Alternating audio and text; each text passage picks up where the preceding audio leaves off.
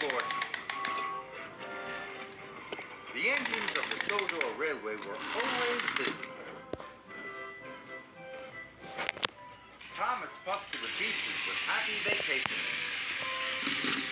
And Gordon proudly pulled the express. Gordon thought he was the strongest, fastest, and cleanest engine on the whole of the railway. But one thing bothered him. His firebox rattled as it cooled down at night. Gordon knew his rattle stopped the other engines from getting to sleep. That night, Gordon's firebox went click, clunk, click, clunk.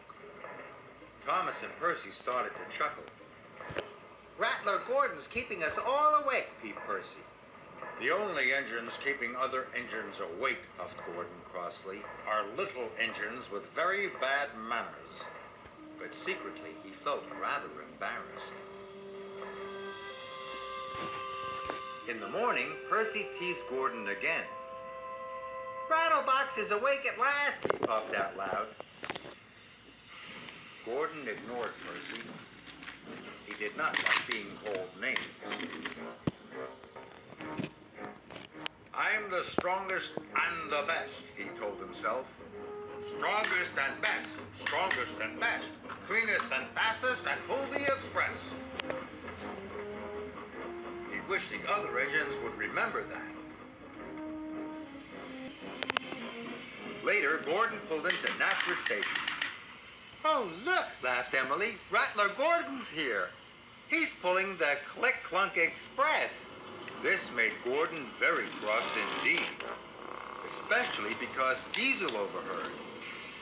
"I hope your Click-Clunk gets better soon," oiled Diesel. "See you later, Rattler." Gordon was very cross indeed. He decided it was time the other engines learned to treat him properly. So later, at the water tank, he pulled up ahead of James. James was surprised. At Knapford, Percy had brought Gordon's coaches into number 1 platform. "Off you go now, Percy," said Gordon. "Number 1 is my platform. Little engines shouldn't hang around." "You're a boastful, bossy, big blue boiler," Percy muttered to himself crossly.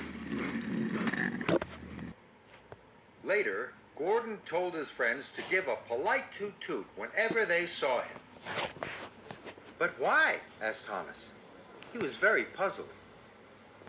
"Because," puffed Gordon grandly, "I'm the strongest and the best."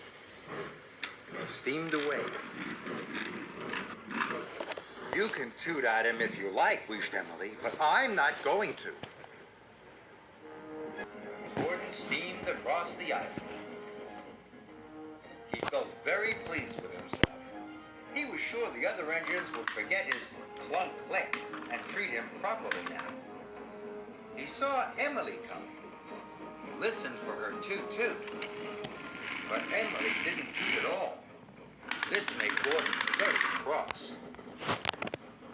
He was so cross that he didn't see the signal telling him to stop. And he didn't see the goods train ahead until it was too late.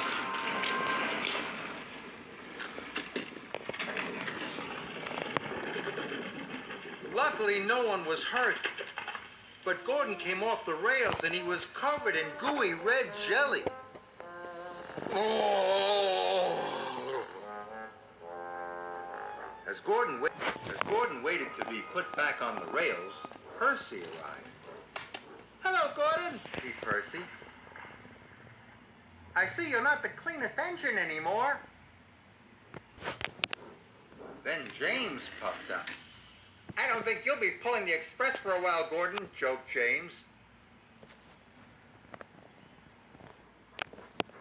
Finally, Thomas arrived.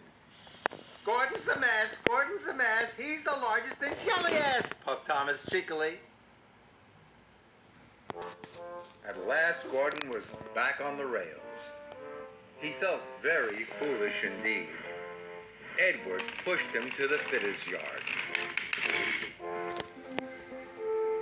Gordon Gordon had to stay at the fitter's yard for a long time. It was hard to get the jelly out of his engine. Emily and Henry took in turns to pull the express for him.